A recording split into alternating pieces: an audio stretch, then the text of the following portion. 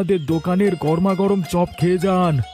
এতে নানা রকম চপ আছে, আলুর চপ, মোচার চপ। আসুন সবাই মিলে আমাদের দোকানে চপ খেয়ে যান। আসুন আসুন, খেয়ে দেখুন আমাদের হাতে বানানো গরম গরম চপ।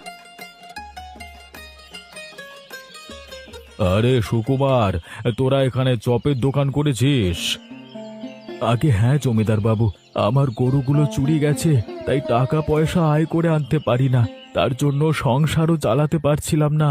গতকাল আমার ছেলে আমাকে বুদ্ধি দেয়, তাই আজ থেকে আমি আর বিমলা এখানে নদীর পাশে চপের দোকান করে বসেছি বাবু। বাহ, দারুণ হয়েছে রে। তোর ছেলের কিন্তু বুদ্ধি আছে বলতে হবে। ওইটুকু ছেলে তোদের বিপদের দিনে বুদ্ধি দিয়ে কেমন সাহায্য করেছে বলতো।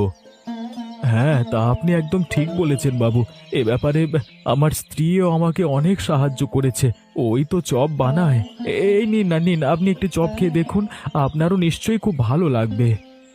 কই দেখি, দে দে দে দে। আহা হা হা, কি সুন্দর খেতে হয়েছে রে চপগুলো। বিমলা, তুমি কিন্তু দারুণ চপ ভেজেছো, একদম সেই স্বাদ।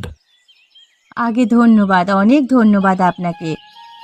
এই সুকুমার, তোরা এখানে চপের দোকান করে খুব ভালো করেছিস। কয়েকদিন আগেই কর্তাবাবু চপ খাবেন বলছিলেন, হ্যাঁ। এখন তো চপের দোকান হয়ে গিয়েছে।